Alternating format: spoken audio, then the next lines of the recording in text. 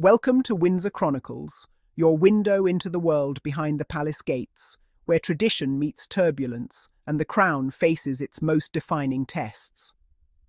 Today, we witness a moment that many thought would never come. After years of scandal, silence, and royal hesitation, it has finally happened. Prince Andrew, once the favoured son of Queen Elizabeth II, once a man who carried the title of His Royal Highness, the Duke of York, has been officially stripped of all royal titles and styles.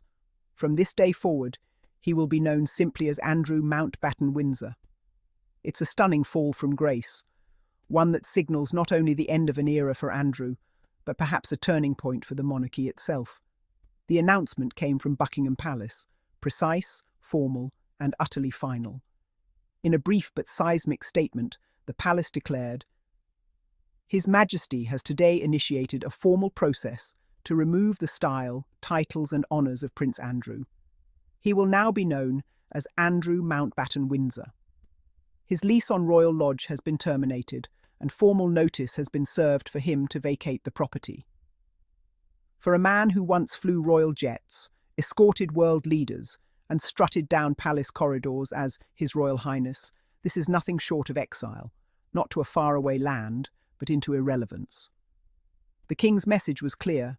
The institution can no longer shield a man who has become its greatest liability, and in perhaps the most powerful part of that statement, the palace added, "Their Majesty's thoughts and utmost sympathies remain with the victims and survivors of any and all forms of abuse." Words that mark not only a condemnation of Andrew's alleged conduct, but a shift in tone from protection to accountability. For years, Prince Andrew lived under the protective cloak of monarchy. His mother, Queen Elizabeth II, reportedly shielded him from the consequences of his actions, ensuring he kept his home at Royal Lodge, his titles, and the dignity of being a senior royal, even after his infamous BBC Newsnight interview. But since the Queen's passing, that protection has evaporated. King Charles III, known for his patience but also for his pragmatism, has finally drawn the line. Insiders say Charles felt he could no longer defend the indefensible. The Andrew issue had become a constant shadow over his reign, undermining the public's trust in his leadership and the very relevance of the crown. This move, then, isn't just about morality. It's about survival for the monarchy itself. Royal Lodge, a sprawling 30-room mansion nestled in Windsor Great Park, became the centre of the standoff. Andrew's legal lease, signed during his mother's reign, made eviction nearly impossible. He argued he had a right to stay, despite being stripped of royal duties, despite public outrage, and despite the mounting cost of maintaining such an estate. But Buckingham Palace has now served notice. Andrew will have to leave. Sources close to the palace suggest his new residence will be Wood Farm, a modest house on the Sandringham estate, the same home where Prince Philip spent his retirement.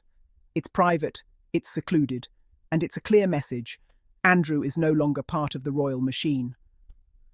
For decades, the bond between Charles and Andrew was complex. Brothers divided by temperament, reputation, and destiny. Charles, disciplined, cerebral, and cautious. Andrew, brash, impulsive, and forever convinced of his own importance. After the Queen's death, Charles reportedly hoped to quietly rehabilitate his brother, a gesture some saw as compassion, others as defiance toward Prince Harry. But that plan has collapsed. Andrew's stubborn refusal to leave Royal Lodge, coupled with whispers of his continued financial demands, has tested the King's patience to breaking point. This latest move, stripping him of his titles, marks a definitive end to royal leniency. It is the King saying, "No more." Behind palace doors, another drama is said to be unfolding. According to royal insiders, Andrew's camp hinted he would only vacate Royal Lodge if compensated, reportedly seeking a payoff of several £1 million. A fair deal, he called it. Critics called it blackmail. Whatever the truth, it appears a discreet settlement may have been arranged, not from taxpayer funds, but from the Duchy of Lancaster, the King's private estate. If true, it's a quiet trade-off. Andrew leaves quietly, and the monarchy preserves its dignity. But the public question remains: how does a man stripped of his royal identity still manage to negotiate his exit like a businessman rather than a disgraced prince? Andrew Mountbatten-Windsor. A name few expected to hear. It strips away all royal grandeur, no His Royal Highness, no Duke of York. Just a surname, one that blends his father's lineage and his mother's house. It's a symbolic erasure. From the man who once stood proudly beside world leaders, to one who now stands outside the gates of his own family's legacy. For historians, it's unprecedented. Not since King Edward VIII abdicated in 1936 has a member of the royal family fallen so far, so fast. Across the United Kingdom, reaction has been swift and deeply mixed. For many, this is justice long overdue, a long-needed reckoning for a man whose name has been synonymous with scandal and entitlement. For others, the move feels like an attempt to distract, a symbolic punishment rather than true accountability. After all, Andrew still denies all wrongdoing and has never faced a formal criminal trial. But what's undeniable is that the monarchy, under Charles, has chosen to prioritise reputation over sentiment. And in doing so, the king may have saved, at least for now, the institution his mother devoted her life to protect. This decision doesn't just affect Andrew, it casts a shadow over his daughters, Princess Beatrice and Princess Eugenie. Though both are blameless in their father's scandals, they now carry a complicated legacy. They remain princesses by birth, but their public roles within the royal fold are more uncertain than ever. Will they retreat into private life, or be quietly phased out of the royal narrative altogether? In a monarchy built on image and symbolism, the sins of one often ripple across generations. For King Charles III, this is more than a disciplinary act, it's a defining moment. He has long promised to slim down the monarchy, to modernise, professionalise and restore public faith. By cutting his own brother loose, he's proved that no royal, however senior, is beyond consequence. But this act of courage comes with cost. It exposes painful family wounds and forces the king to balance the duty of the crown against the love of a brother.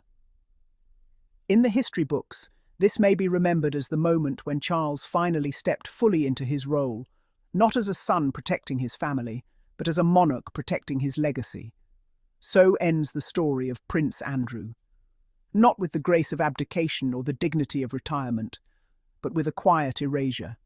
His royal insignia removed, his name rewritten, his future uncertain.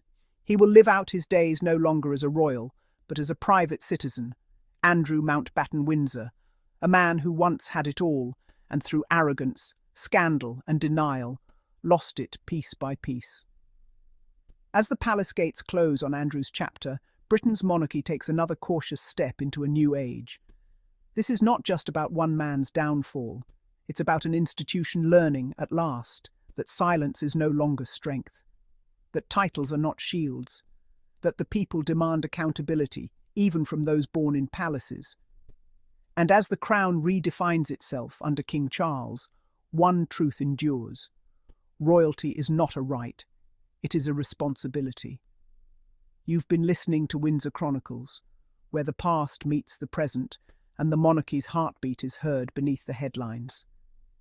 If you found this episode insightful, subscribe and share it with fellow royal watchers. Join us next time as we uncover more stories shaping the legacy and the future of the House of Windsor. Until then, I'm your name, reminding you, crowns may glitter, but truth always shines brighter.